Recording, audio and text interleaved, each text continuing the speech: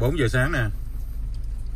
Bây giờ order đồ ăn, lên máy bay vào lúc gần 7 giờ sáng, sợ ra ngoài đó đói bụng nè. Đang order đồ ăn nha. Ok, mới vừa ghé vô chắc bắp đó, mua trong một chén ăn, nhưng mà tiệm đó ngay bây giờ đóng cửa rồi ha. Nó không phải đóng cửa gì, nhưng mà nó nói là cái system nó bị hư, cho nên nó không có take order được. Ngay bây giờ chạy ra phi trường, đang đói bụng luôn. Bây giờ đã tới phi trường rồi nha, anh em nhìn thấy nè. Mình đang chạy tới ngay chỗ đậu park trên xe để mình gửi xe ở phi trường luôn.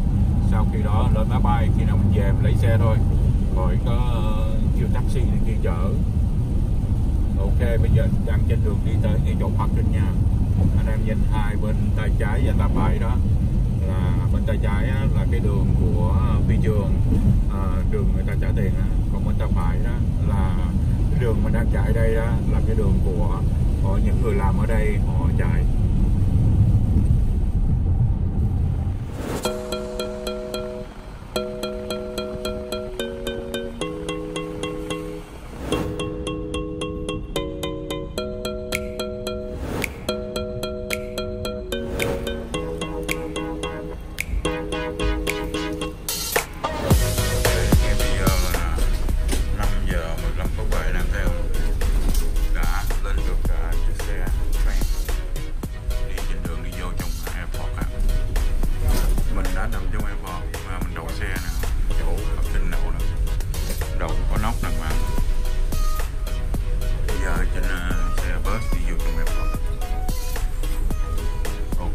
Giờ đang đói bụng nè. Đang đói bụng nữa nha.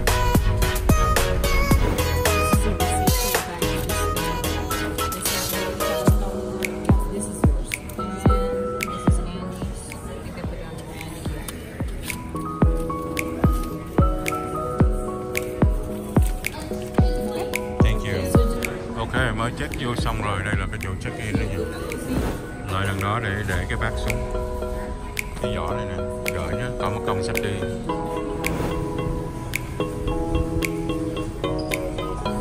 Ok, bây giờ mình phải đi lên Skylink, đi qua Terminal C. Mình đang ở múc ở Terminal A ha. Anh em coi nha. Bây giờ còn khoảng chừng 20 phút nữa, phải lên nếu không là không kịp. Skylink, come on. Trễ giờ rồi. Đói bụng quá, đồ ăn thơm quá. Đói. Mà cần phải đi qua kia rồi mới mua xăng. Skylink. Lên đây, đi vòng lên trên.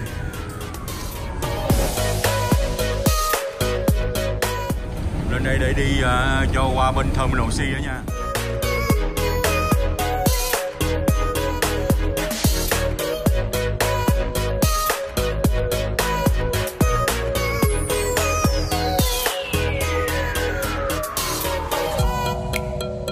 Đây nè, mình phải đợi Terminal C nè. Đây là để to C gate đó. Ticket mình là thấy không? Vô phải C29. Phải đứng đây đợi cái xe Skylink tới chỗ này. Xung quanh này vắng tanh luôn. Ngay bây giờ là biết mấy giờ không? Chưa được 6 giờ sáng nữa, mới 5 giờ.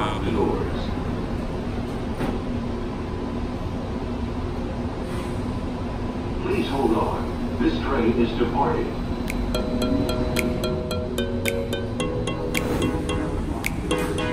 Mình đó, C29 đi xuống như này.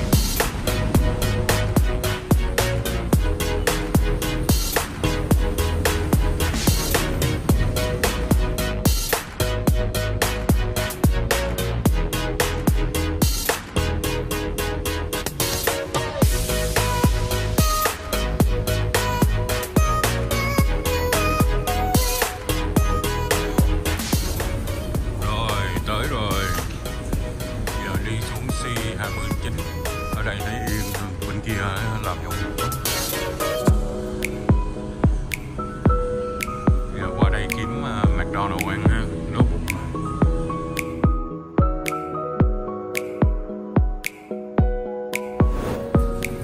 Ok, mới order được đồ ăn rồi nè. Bây giờ là 6 giờ 5 phút nè. Hiện tại đang ở trong phi trường nè, Chick-fil-A. Order đồ ăn rồi đó.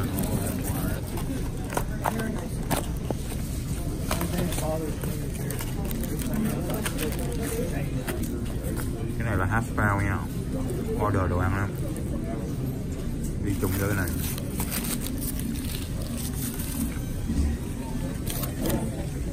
Cái này là đồ ăn sáng đây, có bụng rồi nha, ăn đây.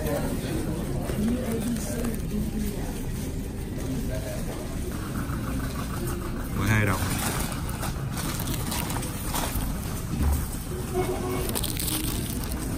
Bây giờ còn khoảng chừng 15 phút nữa là tới giờ boarding. Bây giờ còn khoảng chừng 15 phút nữa.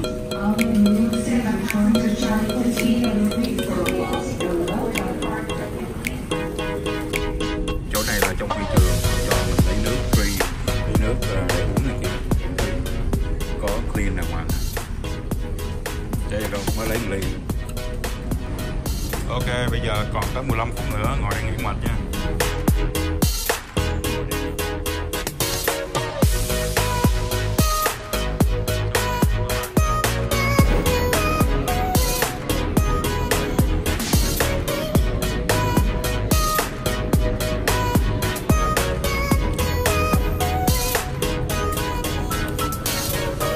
Bây giờ đang check vô.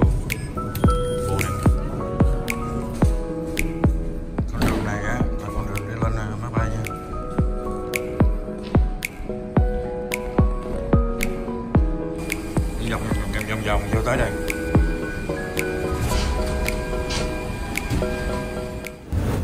Ok, lên máy bay ngồi rồi. Bây giờ trời ở ngoài đang mưa nè, em nhìn thấy không? Ngoài đang mưa nè.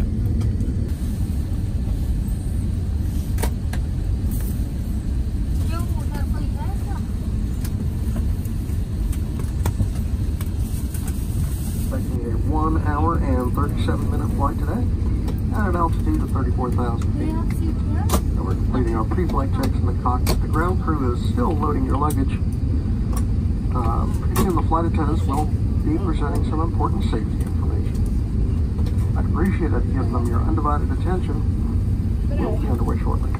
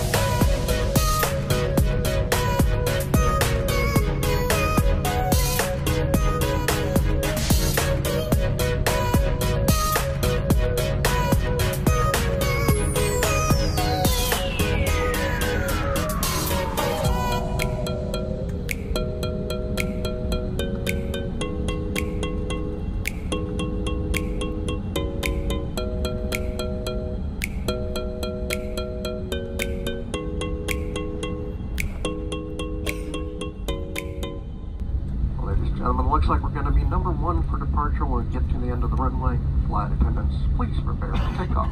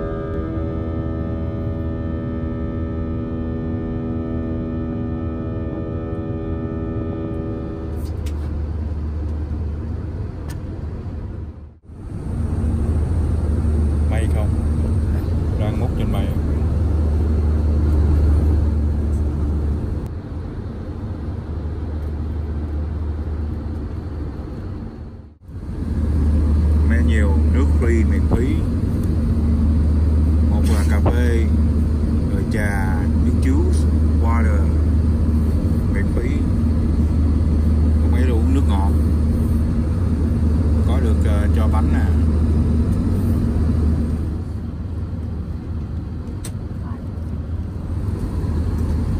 Nước cốc miễn phí nè,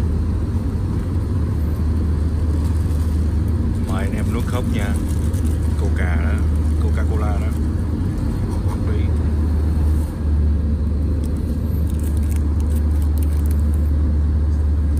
Bánh cho miễn phí nè.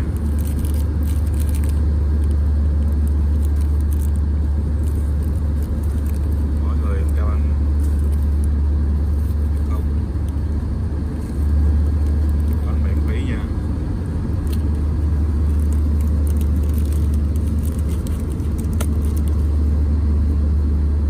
Ăn thử cái coi ra sao.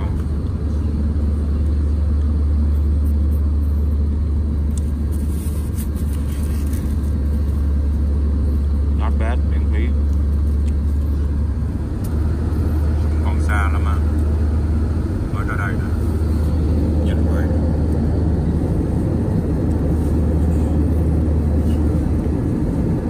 Còn khoảng chừng 1 tiếng đồng hồ nó sẽ tới. 8 giờ 33 phút sẽ tới. Hiện tại đó, ngay bây giờ đó là giờ của Dallas đó, là 8 giờ 43. Ở bên Colorado á, nó sẽ trở lại 1 tiếng, nó sụt xuống 1 tiếng á, là hiện tại giờ Colorado chỉ 7 giờ 43 thôi. Cho nên ở đây mới để là 8 giờ 34 tới nè.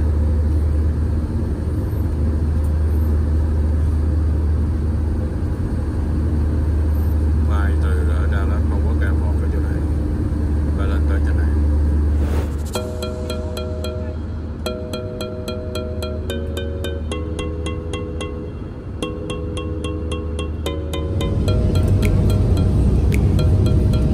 Bây giờ gần tới rồi, máy bay sắp sửa đáp đó. Em coi dưới nha, nhìn đẹp lắm.